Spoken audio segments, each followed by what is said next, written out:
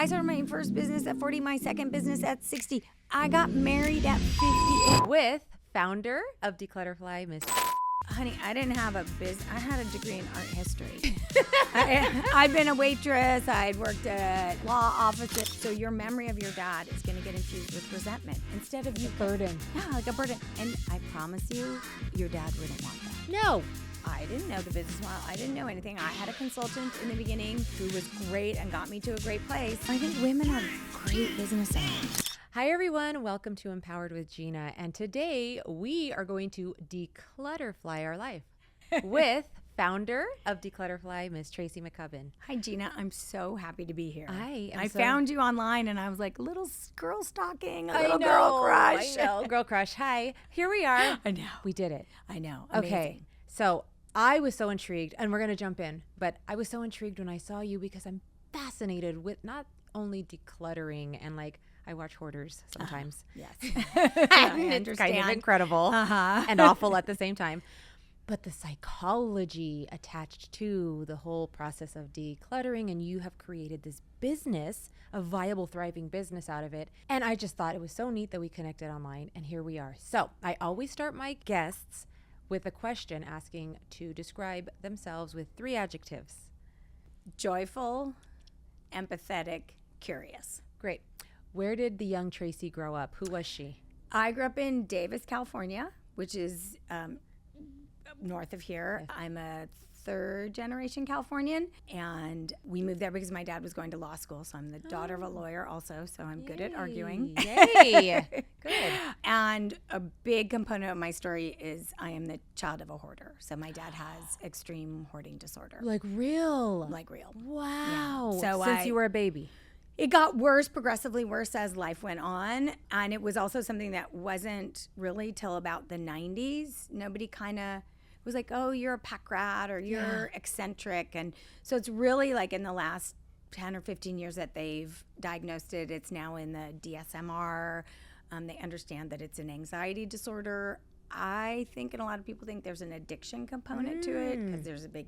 So I did that, and I went to school at UCSB, and then I moved to LA to fight the bright lights and kind of kicked around and did a bunch of stuff. And in 2006, I was assistant to a television director, and I started, when we would have hiatus, I would start doing these little like Girl Friday jobs, like, oh, clean out somebody's garage or organize somebody's Christmas ornaments, or somebody's boyfriend's business went under and they were buried under paperwork. And so then people started calling. But you started that because you had nothing else to do? Yeah, you wanted it was to just make like money? I had downtime. Yeah, or not because you were hyper-focused and was organized not in your life? I loved who I was working for, and friends of his would call, and I was like, oh, I have some time. And then I kind of started charging, and then like the calls started coming in, and I was talking to a friend of mine, and he said, well, what are you going to do? Like, are you going to be an assistant forever or this? And I was like, I don't know. And he's like, what about these jobs that you're doing? And I was like, I don't know. They're just like, there's something I do to help people. And he goes, yeah, that's called a business. You help people and you charge them. So I made a little website. And How old were you? I didn't start my business till I was 40. So Oh, I love this. Yeah, so I'm 60. Yes. And so I started my 60 and fine. I love it. Yes. Women out there that are 40, fantastic. 50s, fantastic. 60s, unbelievable. Like it's just, I mean, I'm starting a second business at 60. Like, yep, let's do this. Of course you are. Yeah. Oh my God. I Okay. know. So I made a little website, and then I got some really great press early on. And so since 2007, I now have 12 organizers that work for me. We're a 7-figure business, and I'm also franchising. Do you know what it takes to franchise? Like, Yes. to get to the level where you're positioned to franchise is mega. So congratulations. Thank you. And I'm really, it was interesting for me because I was always interested in how to scale, right? The demand for our services and the quality of the services. And I was like, well, I can't clone myself. I can't be a million places. What does it look like to run in a different state? And then I started to learn about franchising. And when I learned that each franchise is that person's own business, and one of my biggest motivators is economic freedom for women. I believe that that's when the world will change. And when I was like, look, we'll be honest, this is a business women are going to buy. we're already doing it for free. I know. We're already organizing everybody. We're already moving our parents. All of it. We're already downsizing. So when I realized that women could own this business with we are positioned as a very low startup, very low franchise fee, I was like, oh, this is it. Wow. I know. Okay. So much. I'm so curious. I want to know everything. Okay. So back to launching the business, because I'm always very intrigued by the women that go for it. People that go for it, but particularly women. You didn't have a business background. You didn't have... Oh, honey, I didn't have a business. I had a degree in art history. I'd been a waitress. I'd worked at law offices. I'd done everything. I didn't have a business background. I wasn't married at the time, so I was single income. It was just me and my Passat station wagon and my flip phone. And I like to kind of describe it as an accidental entrepreneur. Like, I 100% earned my MBA along the way. Yeah. I was like, oh, maybe I should read that book. But when you have a great idea and when you are called to it, and when, especially for me being in the service business, I was like, okay, I'm going to figure this out. And when you love what you do every day, and when you, for me, it was, we just got a call the other day from somebody who's like, I'm going to be able to host Thanksgiving in my house for the first time in 10 years because what you guys did. Oh my gosh. So when you're moved, right? That's what I tell women when they're looking and they want to open a business or they want to do something. Like, 'cause, by the way, you got to think about it all day, every day. You better love it. You better love it. Yeah. You better love it, because that's your energy and time that you cannot get back. Yep. Ever. Yeah. And when I look back, and I've been a little on a Mark Cuban deep dive. Love him. And I heard him saying the other day, he said, everybody could be a founder, but not everybody should be a founder. Oh. And when I talk to this, and this is a big conversation we're having with potential franchisees too, is like, you're not just getting a paycheck. You're not, like, if you're not structured that way, if you're like, I want to go to work, I want to be told what to do. There's comfort in that. There's comfort. And if that's who you are and you know that about yourself, Absolutely. fantastic. But if and it's so interesting. We have 3 potential franchisees right now that I am rooting for, and they're all the same. Not the same. They're, of course, different, but they're had worked big corporate jobs, had either the corporation had closed down or they had been, pushed out. They're kind of in their late 40s, early 50s, single moms. And they're like, I want to build something that's mine. Yes. And I was like, I got you. Okay. I got you. Okay. Let's go back to the genesis of this idea. The idea behind assisting someone in decluttering their life. Because this is a new concept, I think, for a lot of people. Women are already doing this. Tidying their home, keeping their home. Yep. Clean up this house. People are coming over. Yep. That concept we're already doing, men too, but mostly women. Mostly women. We're just wired that way, right? To make the home. What, in explaining this concept to people who might be interested in hiring someone to come do this for them, talk to me about the psychology that you've seen of your clients. Who needs, in quotes, who needs this? So, for me, it's all built on this basis of your home is a tool. And it's a tool to rest you, replenish you, refuel you, and feel joy and love. Right? Calm. And calm. And so that's what your home should do. So there's it should look like this. It should look like what you want it to look like. Like, look, I would never in my house have a rainbow coated bookshelf, but if you want it, we'll give it to you. So we get the calls from people when they're like, my house isn't working, and therefore my life isn't working. Yes, ma'am. My kids are running around in the morning looking for their backpacks. We are ordering DoorDash all the time because the kitchen's so cluttered I can't cook in it. Sure.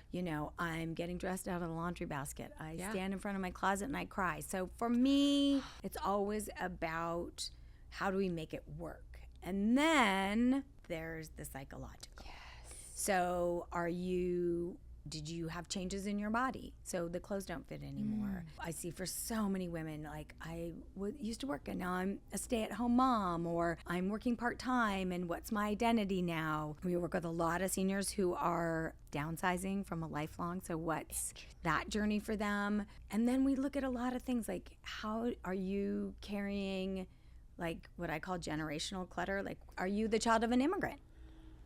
I mean, my grandmother immigrated from Scotland. She never met a margarine container she didn't love. Right? Like there was no zip. There was no. Everything was stored in there. Yes, 100%. You'd be like, I'm gonna put tins. Yes, those round cookie tins for the sewing kit. Yep, the blue ones. Yes, in the oven. Yes, 100%. Stored in there. So looking at that, are you? Oh. Are you a family that someone in your family survived the Holocaust? Like, what does that mean? Do you come from Central America? And what it like? All of that stuff informs us. So.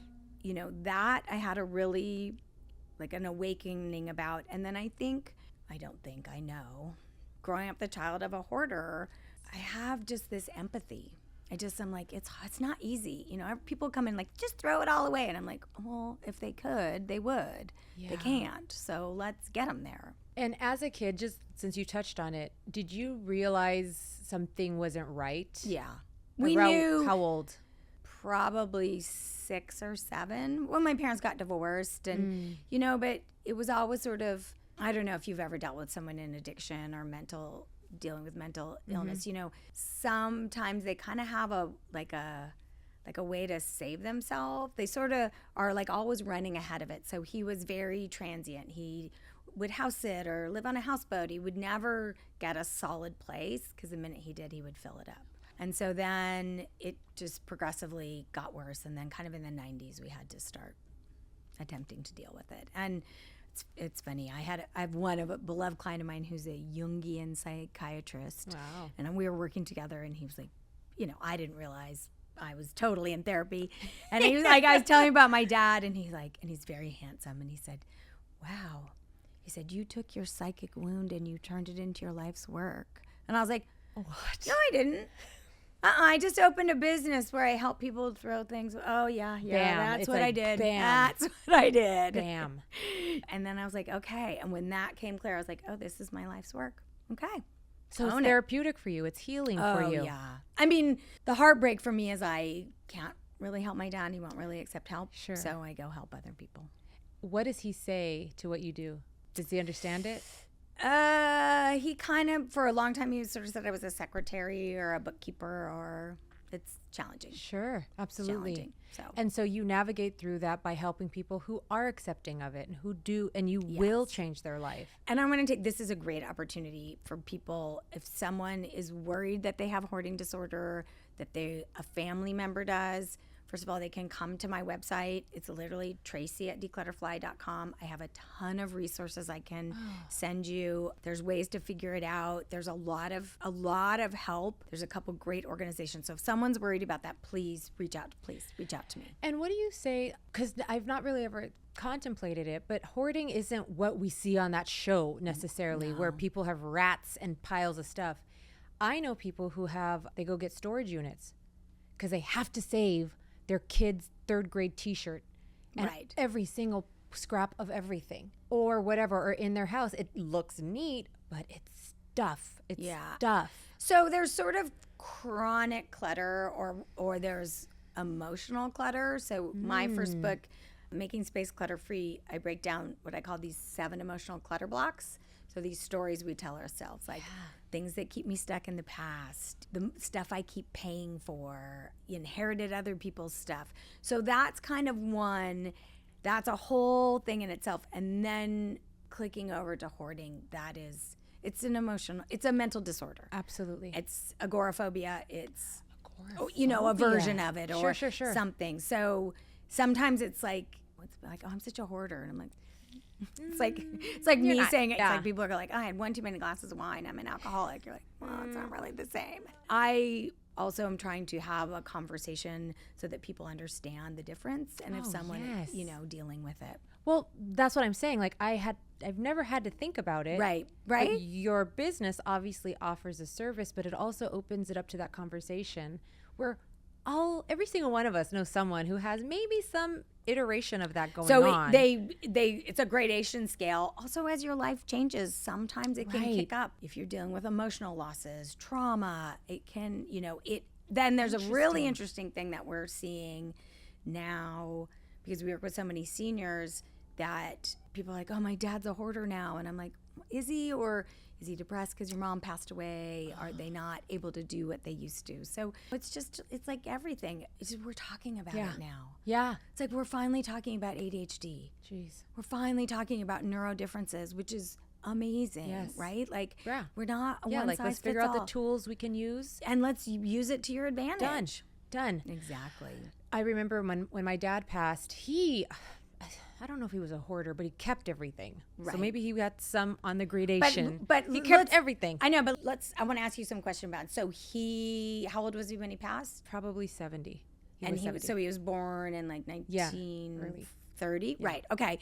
So his parents lived through the Depression, which informed him. They were very humble. Right. Beginnings. So they lived through the Depression. He lived through World War II. Yeah. So rations. So, what did he do so that's like all that informed him, right? Yes. Like and here's where we are in the world right now. For your dad, there was a time when you couldn't get what you need. Yeah. So you had to save it. I mean, you and I could go to Target right now and outfit a whole house. Like, we still have that, I need it, but we can get it anywhere. Interesting. So we haven't caught up with that. So maybe he had a touch of it, but maybe it was his life experience. Yeah. And I say it because after he passed, I had one of the offices in this building and we just put all his stuff in there. There was so much stuff. And I had a period where I was like, I felt like a horrible daughter if I was going to throw it all out. But I hit a point where I'm like, no, Dad's memory lives with me. Yep. I keep the handful of things. Yes. Because he kept stuff from his parents, his grandparents. And I'm just like, this isn't relevant. And it's also not your job to be the museum for the world. Okay. Because here's the other thing. Thank you for validating what I decided to do. Yeah, because also here's the other thing. You're going to keep all that stuff. You're going to pay because you're renting this office. And then what's going to happen is you're going to start to resent it. So your memory of your dad is going to get infused with resentment instead of like a burden. Yeah, like a burden. And I promise you, your dad wouldn't want that. No. Also, get rid of it. I joke with people all the time. I'm like, no one has ever been haunted by throwing stuff away. Someone's like, I'm going to prove you wrong. I'm like, I want to be there. Oh my gosh. Okay. Because imagine, like, I say this, like, my grandmother was my favorite human on earth. I have 2 things of hers. I have her wedding ring that I wear every day, and I have a little notepad that has her handwriting on it that I look at every day. And if you came down to, like, if whatever, the power that be was like, okay, you can have everything, all your grandmother's stuff that, doesn't exist anymore, or you could spend an hour with her again. Oh. You'd spend an hour, right? Yeah. You wouldn't even think about the stuff. Throw it all away. Yeah. So you did that. Yeah. Thank you. So you really honored his legacy. Thank you, because it's so funny. I haven't thought about it since I did it, but you validated it because I struggled with it. I'm sure. I was like, did I make a mistake? No, I didn't. Well, and also we get caught up in this thing where we're like, well, they kept it for a reason. No, That they just part. kept it because they were lazy. There was no reason for it. Thank you. I never would have thought about it. They kept it because they could. Thank that you. house, they filled it up. There you go. Okay. So see? And we Yeah. all deal with loss, whether it's someone passing away, divorce, separation, etc. And with that will come emotional toil and trauma. And then people are like, well, I can't throw this out. I got this one. Anyway, so that starts the conversation. And also, remember this. It's not the stuff that you want. It's the memories. And the memories kick off the stuff. And so you're afraid that if you get rid of the stuff, you'll lose the memory. People say this to me all the time when they'll find like little scribbled notes from someone who's passed. And they're like, throwing away their handwriting makes me feel like I'm losing them all over again. Yes. And I'm like, okay, we'll keep a couple things. Okay. I have my grandma's shopping list. Half and half, Ritz crackers. Oh my cottage gosh. cheese. That's all it says. Gosh. And it's just, it's so again, this is such a great way for people to unburden themselves. Yeah. Like, keep the special stuff. Okay. I love that. Thank you. So now let's transition to talk about being a business owner. Okay. We were talking a bit when Today we started. might not be such a good day because it's okay. I have employees. Listen, we have employees, you have employees, and we're in California, which we know is very, very employee protective and friendly for right reasons. Yes. And there's also not only just employee laws, but there's generational differences with different types of employees. And it matters because we're all speaking different languages with how we interpret work and commitment and stamina and investing in work. I feel your line of business is so different than obviously sitting in an office all day at a computer. How do you find people? How do you know that they're good at it? Yeah. So we use a lot of the job sites like Indeed, and that we're really lucky because we're based in LA. We tend to get a lot of people who kind of leave the entertainment business because if they come out of production, they have those skills. Also, we talk a lot to people. No one comes to me with organizing experience, right? No one's really done this as a job. Sure. So, but if they're like, oh yeah, well, I cleaned out my grandparents' house and then I helped my mom when she was sick, and when they're kind of have had caretaker roles in their family. That really helps people with a sustainability mindset. I mean, we're always looking for great people. If there's somebody out there, Tracy at dClutterfly.com. And but it's interesting. So I've had a business for 18 years, and I'm still learning. I'm still learning that you're going to hire people that seem great, and they're not going to be a good fit. Like, I know it. Hire slow, fire fast. That's right. And because somebody's not a good fit doesn't mean you made a mistake. It's really, I take the fact that I provide people with an income very seriously. I do not take that role lightly. And I try and create a great work environment. I feel like there's a trend right now where there's a lot of, what are you going to do for me? Mm-hmm. I agree. And I just think that's how society has kind of shifted. And I'm seeing it more. I'll be interested to hear your point of view on this. Seeing it a little bit more with millennials than Gen Z. Like the millennials, everybody got our participation award, everybody, and it's like, look, this is a job, and you're being paid, and but you also got to show up 100%, and work. 100%. And it continues, and even for me, to be something challenging to cut through, because we all have the common goal to work here and grow this business and do the service that we've committed to doing. I think it starts getting murky when people start bringing in their personal life. It's like, I am very intentional to make sure my personal life, when it comes to whatever I'm working on, has no business there. We all have something going on. Always. What? Everybody. And again, to my MBA along the way, I definitely I was like the classic founder story. I started by myself. Yeah. I hired friends. I I had my first core of organizers that worked for me, and we went out and we told each other everything, and we got too personal, and and I had to learn the hard way. Like, you got to keep some distance. And I care about my employees deeply, but also I'm not the person to tell. That's right. And that's a very fine line to walk. And I talk to a lot of female founders and business owners, and just what you said. Well, but they're really nice. I want to be their friend, but you're not their friend, because, again, it is a business and there are laws. And when things, unfortunately or fortunately, happen, they are going to come after you, likely. Yeah. And so you have to be protective and respect that line, that distinguishing line. Like you said, you can care for them deeply. You absolutely want to create a good, healthy work culture and environment. Of course you want to do that, and you can. But being very mindful about, they're my best friends. I wouldn't do that if I were you. And I say this, and a lot of people don't agree with me. I do not believe that we're a family culture of work. You're not we're not family. Sure. We're not family. Sure. Are we a team? Yes. Are we working to a common goal? Yes. Do you help your team? Do we have empathy? Do we care? But first of all, families are real difficult. Listen, I don't know why we're recreating that dynamic. No, and we had no choice into that. So family. I started to, and I was like, oh, this doesn't work. Yeah, and again, that's the learning curve and the growing pains of growing. And it's probably people listening, it might sound easier said than done, because we know that that's true. Yeah, of course. But you've got to learn. You've got to get burned. You have got to get burned to learn. And hopefully you'll just get burned by not really expensive. Yes, because it is expensive. Right? And as I say to the the employment lawyer, I'm a big fan of pay the lawyer up front to get it done right, because it's going to cost you way more down. And look, employees should be protected. 1,000%. I mean, we are constantly redoing our standard operating procedure. We are always looking out.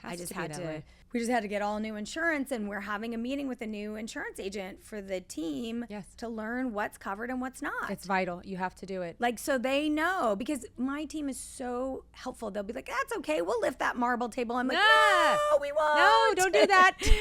But then I realized, like, they don't know what they don't know. Right. So let's educate them. So we're having brilliant. a whole thing about that. And I think that, I think women are great business owners. I really do. I really think that we understand and we just can multitask. And I think we go into it with empathy. And emotional intelligence is off the charts. Yeah, exactly. And, if somebody's out there thinking about it and they want to open a decluttering business, but I think, like, it's just been my greatest joy owning my own business. So, okay, a lot of what we focus on is having founders and business owners share how they have gotten through failures.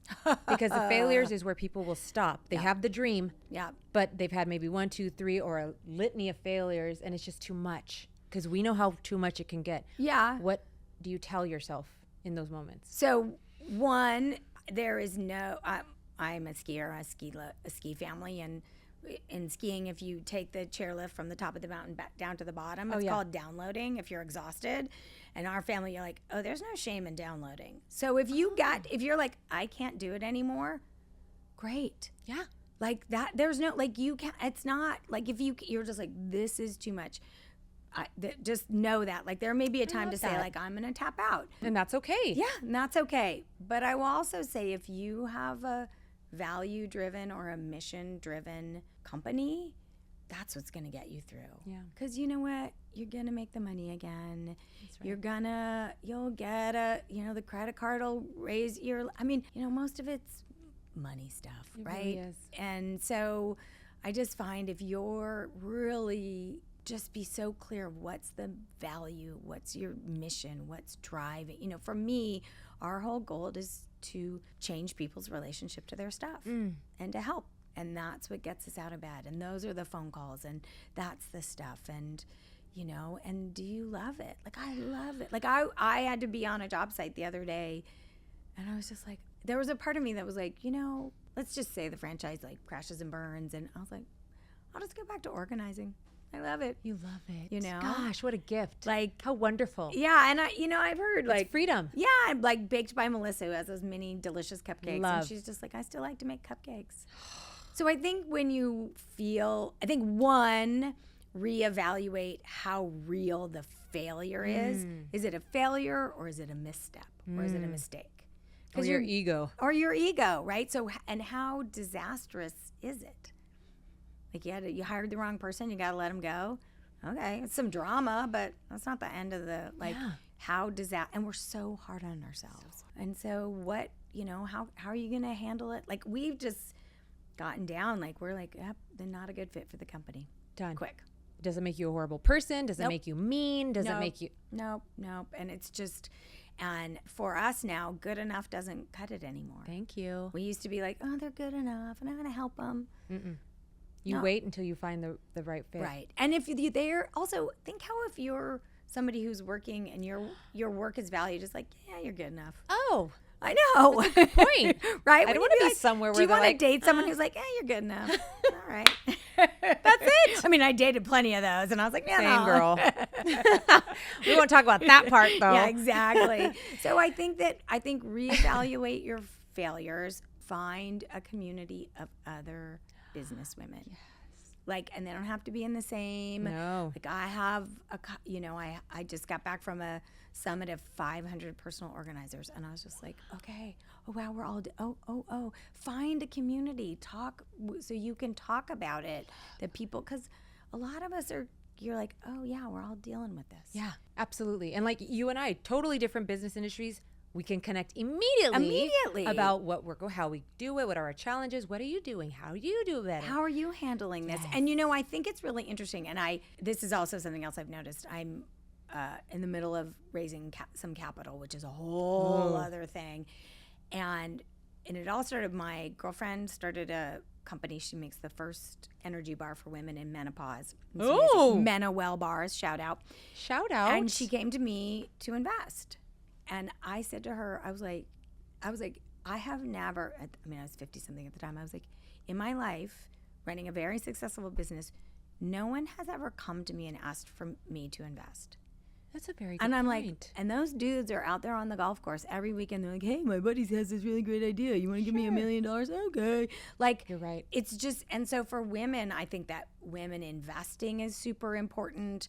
I think that, you know, raising capital, like understanding that. And in the same way, like those guys are like, I mean, I joke, they're on the golf course, but they're on the golf course and they've all been talking about it. And we're so afraid to look bad. Yes. That we're not going to say like, okay, what is happening? And the lack of financial literacy. Totally. That part. So we're scared of confronting that ignorance that we have. Totally. When do we have time to even work on the snowball thing, right? Exactly. But it's possible. It's totally possible. I mean, I took on franchising. I didn't know the business model. I didn't know anything. I had a consultant in the beginning who was great and got me to a great place. And then I was like, but there was like a kind of a power imbalance because this person knew everything. Oh. And then I was like, okay, well, let me learn this. I'm like, oh, it's not that complicated. Good for you. You know, and so that's in those places, like, you can learn it. You can learn. Absolutely. Like, it's not that. Yeah, if you want it bad enough. If you want it bad enough. Okay, well, I appreciate you being here. I would love to have you back after you anytime franchised some more. I'd love to. Yeah, we've sold our first one. We're about to sign the second one. It's really, it's exciting. And we are franchising all over the United States. But I love you creating this conversation for women because there's some women out there that's like, I have this great, you know, like she's baking the best cookies or she's got this idea for a home healthcare or something. And she's like, what? And I'm like, yeah, yes, do it. I know. And thank you for saying yes. Seeing is believing. Yep. Seeing is believing. Seeing is believing. Okay. Yep. And I don't want to hear how old anyone is. I'm too late to start. I started my first business at 40, my second business at 60. I got married at 58 the first time. I was a child bride of 58 years old. Because remember I said all those other guys that are like, you're good enough. I found. On that point, I was at an event with Oprah last week. Uh-huh. I have to just say yes, that. you do. Sorry, not yes, sorry. You do. And somebody in the audience said, you know, I'm scared that I'm too old to start my new business. I've been in corporate, blah, blah. And she goes, honey, I don't want to even hear the word age because I don't even know what that concept means. I don't even know what that means. What? The liberation. Yeah. What? I mean, that's a limiting belief. Like, okay. Well, then you feel. Then don't do it. Yeah. Then all right. Well, you just gave yourself an out. Fine. Exactly. I know. I don't even. I mean, I'm so excited. Like I'm starting this I can whole feel it. thing. This excitement. Like an amazing and like be able to like be 60 and have this wisdom and guide people. Like I feel so what an lucky. Opportunity. I know. Gosh, I'm so happy for you. I am so like and also girl lunch fan. with Oprah. You go, girl. Yes. See, besties. See, birds of a feather flock together. Exactly. Where you're just like. Yeah. Yes. So I appreciate you, Tracy. I'm going to have you back. I'm going to put all of the information. You will follow her. You will buy her book. You will reach out to her and hire her business because it's not just about decluttering. It's about getting your life in order and getting that peace you're looking for in your house. It's probably all that shit you have all over the place. I said it. I had to say it. No, you have to say it. And also, like, if you're out there thinking about opening a business, what's in your way? Is there literal clutter? Or getting out of that relationship. Cleaning up your finances. Make a spreadsheet about the debt, the credit card debt that you're in. Make it. Put those numbers down and go, okay, if I pay this much every month, I'll be done. Great. Because all that clutter is what's stopping you. Okay. So there is the answer. Here she is. Tracy, I appreciate you. Thank you, Gina. This was great. Bye-bye.